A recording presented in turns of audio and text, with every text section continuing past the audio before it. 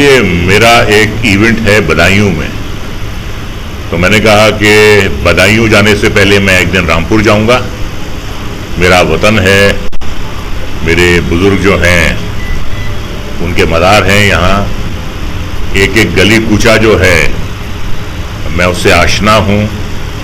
यहाँ मेरी इब्तदाई तालीम हुई है। घिर नज्जू खां में एक स्कूल होता था, इंस्टीट्यूट ऑफ एजुकेशन, वहाँ से मैंने प्राइमरी स्कूल किया।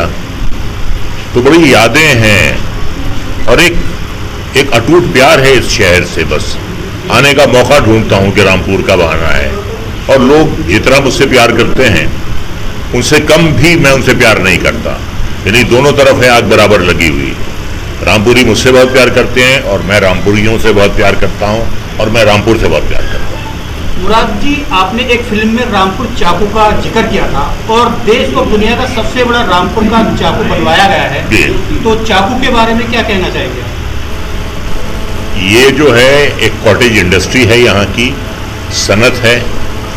इस इंडस्ट्री से रामपुर का नाम बहुत मशहूर हुआ है और उसके अलावा बहुत से कारीगरों का जरिया माश है वो। उनका ब्रेड एंड बटर चलता है यहाँ से। तो ये एक जैसे बरेली का झुमका, मुरादाबाद के बर्तन, तो रामपुर का चाकू पूरी दुनिया में मशहूर है। और अभी मैं कपिल शर्मा के शो में आया था तो उसने भी कहा कि दादाजी रामपुर के रहने वाले हैं, जहाँ के चाकू बहुत मशहूर है। तो यहाँ का जो चाकू है वो इतना अच्छा चाकू कहीं बनता नहीं है दुनिया में, और बड़ी वैरायटी है यहाँ के चाकुओं में। तो एक हुनर है ये चाकू बनाना जो है, और बड़े खूबसूरत चाकू बनते हैं। बड़ी वैरायटी होती है यहाँ चाकुओं की जो किसी और शहर में नहीं है। आने वाला जो इवेंट है आपका, जहाँ पे आप जाने वाले हैं, वो उसके बारे में बताइए क्या है? वो दीपावली का है, दीपावली का इवेंट है और बड़ा अच्छा लगता है कि एक गंगो जमनी तहजीब है हमारे मुल्क की। दीपावली में हमें बुलाया जाता है, इससे अच्छी और क्या बात हो सकती है राष्ट्रीय सद्भावना के लिए। तो वहाँ एक दीपावली मेले में शिरकत करने के लिए आया हूँ। फिटनेस का राज बताइए थोड़ा सा, ताकि लोग मोटिवेट हो सके। देखिए, अभी 73 साल की उम्र है। स्टाफ की नौकरी कर रहा होता तो, त्यागी जी की नौकरी कर रहा होता तो 13 साल पहले रिटायर हो गया होता। लेकिन उम्र जो है वो एक नंबर है। इंसान की उम्र जो है वो उसकी दिमागी उम्र से नापिए कि दिमागी तौर पे वो कितना जवान है। हमने 16 साल के बुड्ढों को भी देखा है और 80 साल के जवानों को भी देखा है।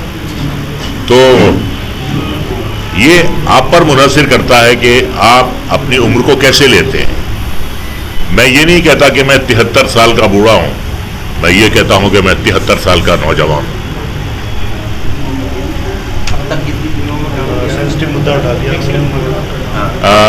574 फिल्में आई हैं अब तक भैया। 500 जी, वाले साहब ने भी 500 से ऊपर फिल्में की हैं।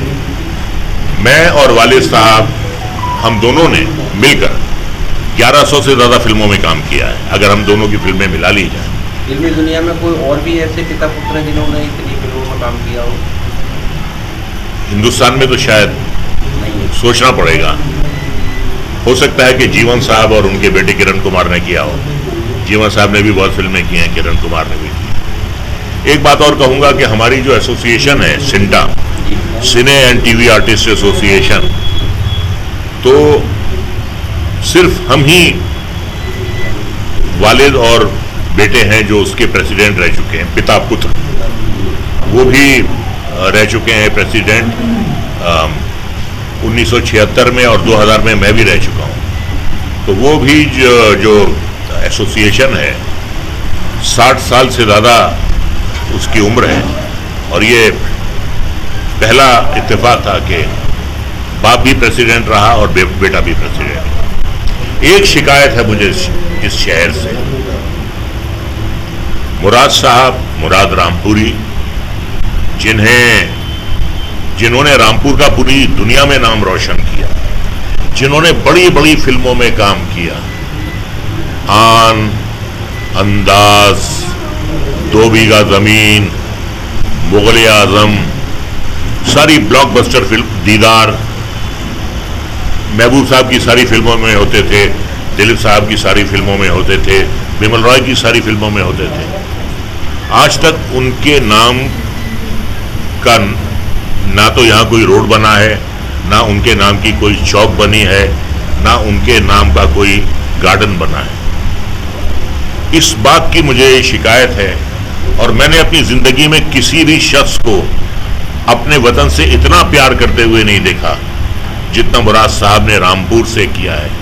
लेकिन अफसोस की बात यह है कि रामपुर वालों ने मुराद साहब को बुला दिया, रामपुर वालों ने मुराद साहब को नजरअंदाज कर दिया। इसका मुझे बेहद अफसोस है, और इसकी वजह मैं आज तक नहीं समझ पाया हूं कि क्या वजह है कि मुराद साहब को रामपुरियों ने नजरअंदाज कर दिया। बहुत अफसोस की बात है। आपका जो दर्द है वो सियासत की तरफ ज्यादा दिखाई देता है? नहीं, बिल्कुल नहीं, बिल्कुल नहीं। सियासत से मेरा कोई वास्ता नहीं है। ये दर्द जो है एक बेटे का है अपने बाप के प्रति, ये दर्द किसी सियासतदान का नहीं है, और मैं हक मांग रहा हूं। ये मुराद साहब का हक है कि उनके नाम पे यहां कोई यादगार हो। तो ये एक बेटा बोल रहा है, कोई सियासतदान नहीं बोल रहा है। अच्छा मुराद जी, किसी भी फिल्म का कोई डायलॉग अगर दर्शकों को बता दें आप, कोई धमाके वाला रामपुर को लेके। मेरी आवाज। हाँ, मेरी आवाज जी जी, एक आवाज का डायलॉग है। ख्वाबों की तरह हकीकत में बुना जाए मुझे, ख्वाबों की तरह हकीकत में बुना जाए मुझे, कोई मुश्किल की घड़ी हो तो चुना जाए मुझे, ख्वाबों की तरह हकीकत में बुना जाए मुझे, कोई मुश्किल की घड़ी हो तो चुना जाए मुझे, सिर्फ आवाज ही पहचान नहीं है मेरी, सिर्फ आवाज ही पहचान नहीं है मेरी, मेरी आवाज के आगे भी सुना जाए मुझे। ये रज़ा मुराद रामपुरी कह रहा है।